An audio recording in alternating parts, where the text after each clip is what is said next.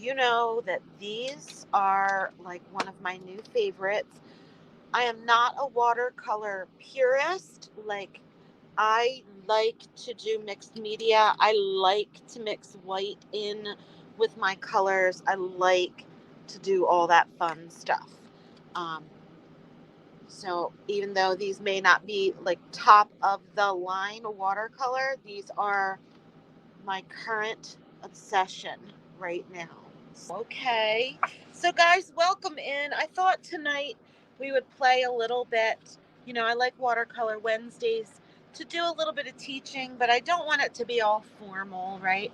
There's a time and a place for formal, and I'm really not a formal person. I thought it would be fun just to do some loose birds, and I'm going to get a page in my art journal open, and I thought it'd be great to play not only to just paint birds, but this is how you learn, right? So I figured we could also experiment with color, mixing color.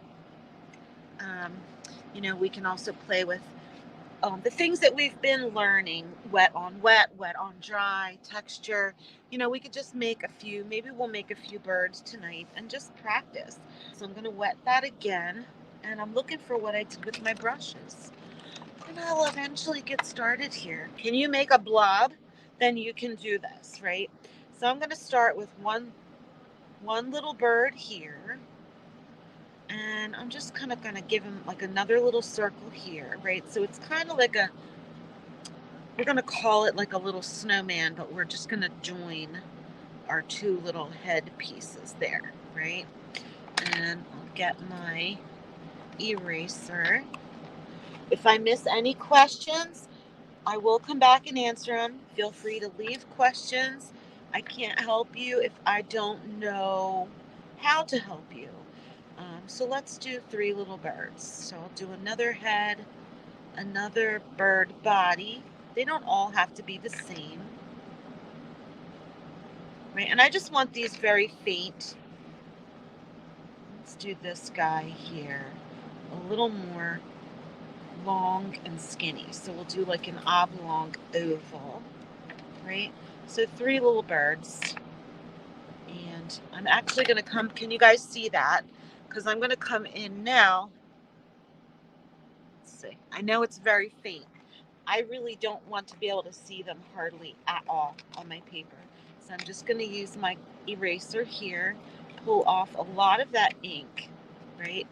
So remember, we've been playing around with our brushes and learning different techniques: wet on wet, wet on dry. I'm going to I have my water, my dirty water, and I have a clean right up there next to it. So I've got my three little birds sketched out, and I'm going to start with this one here in the middle. I'm going to just take a bunch of water, fresh water, and now I'm just going to fill in, and I'm going to use a lot of water tonight. I don't really care about glisten. We might soon, but right now I just want to play with the water. I'm going to get a whole bunch of water. You can see that, I think, moving around on the paper. So this is sort of tutorial, sort of let's just hang and paint, and let's just experiment with our watercolor, right? So we're going to play with blue. So I'm just going to come in here, grab a blue that I like, come over here and mix up a nice pretty blue. A little bit dark, but that's all right. I want it to be dark. Now remember, I wet my bird. I have lots of juicy water and paint on this brush, but I kind of want to figure out, where do I want his belly to be of the bird. So I'm thinking more over to this side for the bird's belly. So I'm going to start right up here. I'm just going to touch my brush. See how that blue, that really deep saturated blue, just automatically starts to bloom wet on wet down into the bird body. And I've hardly had to do anything to do that because it was wet. Okay, so I'm just going to let that do. I can move a little bit with my brush, and I'm going to let that just do what it wants to do. I'm going to clean my brush off. Okay, you can see that. So I'm just going to let that be for now. Lots of juicy, wet color in there. I'm going to do the same thing over here. So I'm imagining his belly down here. I do have what looks to be some green in my water, but that's fine, right? So I'm just going to wet that. And just like we did with that one, Blue Birds, Cindy. So I'm going to do the same thing. It doesn't take much to get me excited. This right here is like the most exciting thing for me. When I touch that bright blue color and I watch that bloom, I love it. That is just, to me, so exciting. So I can just tap that color, leave it be, and let it bloom. Okay? I can pull it and move it where I want it to be, or I can just leave it alone and let it do its own thing. Now, this is extremely wet. When this dries, we're probably going to get some, like what they call cauliflower, or we're going to get some depositing of our color, some granulating of our color, because the way this bloomed and the way this blue is, I could move this and just watch how this moves, right? So I'm just going to leave that. Now I'm going to come over here with my third bird, and I want to do it maybe with not quite as much water. I just want to experiment a little bit. We're going to do this one a little bit longer. He's kind of sticking his head up. So we'll make the body a little bit less rounded. We'll make it really oblong. Okay. These are quick. They're fun. They're just easy to do. Okay. So I'm just letting it do what it does. If I don't like all of this, right, I can take that brush and I can pull some of that blue together. Now, this one is just glistening, whereas this one, we really slopped that water on there. So now I'm going to grab my blue, and I want you to just watch the way this blooms. It will bloom pretty well, but it's not going to bloom the way that these did, because my paper is already starting to dry. Oh, and that one just went off of the camera. But if you can see that, we didn't get that crazy bloom. We did there because it hit some water. But watercolor is pigment in water, and it needs water for the pigment to travel, right? So these dark colors, and you can see how it's just a different look, same color. And all I did, guys, was vary the amount of water on the paper before I touched it with the brush. So anyhow, I'm just going to come over here so you can see what I'm doing. All right, I'm going to put some more blue here. And what I'm going to do is I'm going to pull in. These are still wet, even though they look like they're drying. I'm going to pull in a tail. So one stroke. So painting watercolor, we did learn these strokes a few weeks ago. We've been working, doing a lot of stroke, but I'm just throwing in some fun little tail feathers, and they don't have to be perfect. Right as our bird. I'm going to throw in a little wing. Right. These strokes we've been practicing, our C strokes. So I can come in the same brush, maybe I'll get a little bit more water, and I can just put what looks like, and maybe why not grab some purple and just outline a little wing on that bird. I'm just going to throw some purple in there, right? It's just going to melt in with the blue. And clean it. So now these are drying. We're not going to get blooms like we did there, but I do want to come over, and I'm going to grab I'm going to just reactivate this pink. So I'm going to use some of this pink. Get some bright pink. And I'm going to come over with a lot of water on my brush. And now I'm going to put that pink on the underbelly of the bird. Now, I'm not getting that really bright bloom or a blend like I got on these birds because I let them dry a little bit, maybe too much because I'm talking.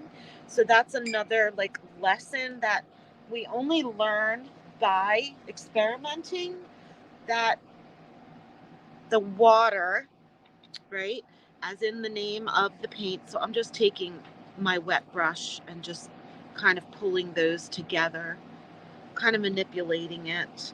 I'm going to try to show you above on the other piece of paper what that would look like when I made these, right? So this is just part of that experiment. If you let the paper dry, what's the best way to not make a mistake with watercolor is to make them all. I'm just going to throw that out there and tell you. This is why I love to come on here on Wednesdays. I love to play. I love to show you guys things. I love the way that the blooms, there's just so much to learn that, let me see, let me come up here, right? So I didn't get these really pretty, and I can get those really pretty bleeds, even though I'm using a different color. So I'm just going to come in, I'm going to wet a shape for like a head, like I did here, and the body. These won't be probably quite as big. All right. So like I said, you can adjust your sizes. You can adjust the amount of water. I'm going to bring in my blue now, my little blue birds, and see how I'm getting that bright blue bleed. Okay. I'm going to clean my brush, and it's still really, really, really wet. So we saw what happened here when we waited in between and let the paper really dry. I'm going to show you what happens now if I just come in with this pink without letting the paper dry. So then I can come in here with the pink. Okay. And I'm not using like professional paper. This is the Strathmore paper that I use. This is just my watercolor journal. This is where I practice. This is where I play, I should say. I still make art in here. I do consider this all art, but it's play, right? So it's okay if things mess up a bit. And if I dry my brush, remember I can come in, pull some of that color away. I can always mop that color up, right? And I can add more blue. But do you see the difference of the way that the colors blended from here to here? I got a much softer look. And then I can do a different tail. I can pull those tail feathers out. I can put in another little U-shaped line there to look like the wing, right? But I just want you to see the difference between the birds we first did when the paper started to dry and we put the bleeds in. Now this is another effect. I'm kind of glad it happened. I want you guys to see that. It's another effect. Some people love it. Some people hate it. I personally love it. Anything watercolor does, right? Now, if you're not wanting this to happen, it can ruin a piece. But you see how this is drying? That's because I put, we did wet on wet, right? So I just want to make this point. Wet against wet on wet. Everything was nice and wet. The way it's blending, it's nice, it's smooth. There's no funky lines. This one here is drying. We let this dry. Then I came back in with wet paint, and lots of water. So now that it's drying, I'm getting what they call a cauliflower, right? So when the pigment settles, right, the pigment travels in the water, and because it can only move as far as the wet paper, wherever the paper was not wet now, it's going to leave a darker ring. We call that a cauliflower. I like these. Now, I get it. Some people don't. I like them. So, and that's why I'm saying the best way to learn watercolor is to play with it. Make the mistakes, right? Because the mistakes might be something you want to recreate in another painting. So let's see. For this bird, I'm kind of envisioning her little beak to be coming out here. She looks like she's like yelling at the other two to me. And I don't know why I do this. Yeah, it's Alexis's brother being grumpy. I don't know why we do this. Probably it is because of my daughter, maybe, that we make up these little stories about the birds. We make up little stories as we paint, right? Does anybody else do that? Please tell me I'm not the only weirdo that does that. But we do. We make up little stories about our birds. And then this one, I'm going to have her looking down. And it's okay. The color is going to blend a little bit. I'm going to go back in. Like I said, I'm not a purist. I'm going to go back in with my ink pen here in a couple of minutes. And then this one is going to be kind of looking down, right? So we'll just put her beak there. And we can put the beaks anywhere we want. They're your birds, right? And over here we did black beaks. We did black legs.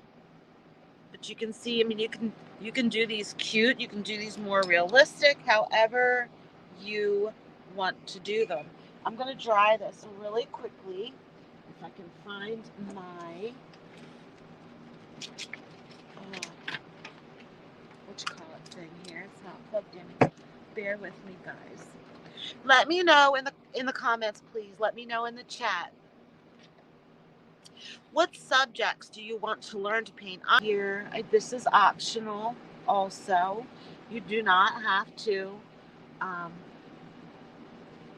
outline anything on your birds. You can just leave it. But because these sort of look cartoonish to me, I sort of just wanted to give them like an illustrated vibe real quick. And I'm not being super duper to be careful here. I am just outlining my birds. I can give them an eye, depending on where I want the eye to be. Here we go. Okay. Now, it'll change the look of things if you don't outline. We're going to do one up there where I don't outline. So let's just finish. Now this bird here, I'm going to give him an eyeball here and a little eyeball there, right? He's like, Mom, or Alexis says, brother, quit yelling at me, right? We're just having fun here. So you can outline those tails. Like I said, your birds, your art, your way.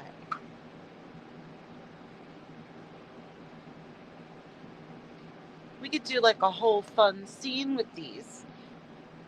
Maybe we will do this, but this, I want you guys to practice. And what I would love it if you try this, tag me on social media, right? Tag me, Lolly Diddle Studios, so I can come see your artwork. And, once a week, Crystal just vacationed in Florida. Resinwood. Oh, really? Oh, the resin. Yes. I was just saying to someone, I miss doing resin, but I can't do it. I have an allergy to the rosin that's in it. And the mermaid. Oh my gosh, the big mermaid, Crystal, the one with the waves, because I've done a few mermaids. through the years. I need to go back and pull all of that and do like a whole mermaid theme one day. But where I was getting at, guys, right? So they look a little wonky, but it's fine. We can just pretend there's like whatever, right? This is just our journal. We're playing anyway. Uh-oh. What in the world? Okay. So we'll come up here to this one, and this one will do a little bit more like these birds. Figured where I wanted the beak to be, and I just did that with the ink pen. Okay. And then decided, where do I want the eye? Do I want the eye up above? Do I want it down low? Do I want it real close? Do I want it far back? You know, you just kind of have to figure out. That all changes the personality of your little bird depending on where you put things. We could do a foot there, 2, 3, 4. We could do another foot coming in. I know his little feet need some work.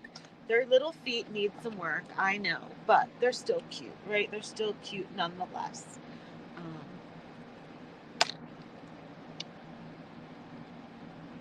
Okay. So we learned a lot tonight. We put in a lot of things into practice tonight. Okay. We played with and experimented with wet on wet.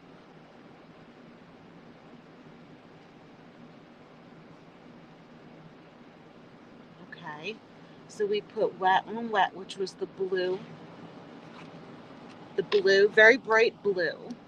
Then we learned, hold on, I can't see what oh, don't fall off again now. It's being bad. Cauliflower.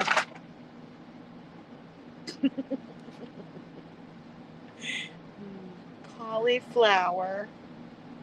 We learned what cauliflower is in our painting. Okay.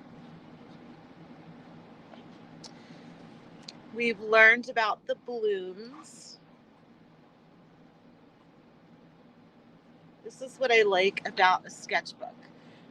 I cannot stress to you guys enough to stop worrying about what color, what kind of paint should I be using, what's the best paper. I can give you all that, but if you're not going to use it, it doesn't matter. Get paper, get paint, and practice and take notes, right? So this one we did more wet on wet, and we did lots of water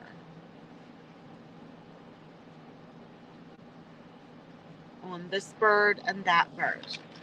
This bird we did wet on wet, right? And my favorite word,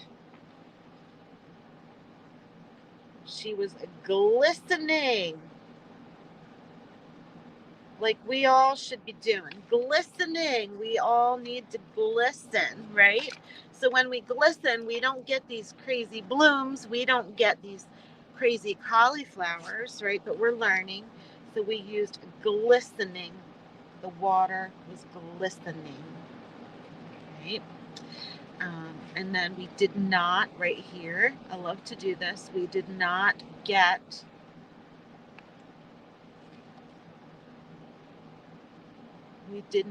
a blend, right? So when you're practicing, do this. Take notes so that you know, like, I can flip back through this and go, you know, how did I get that cauliflower? And my little notes might remind me, like, if I don't, you know, and I'm just going to, you can practice your hand lettering this way too, guys, right? So I used lots of pigment.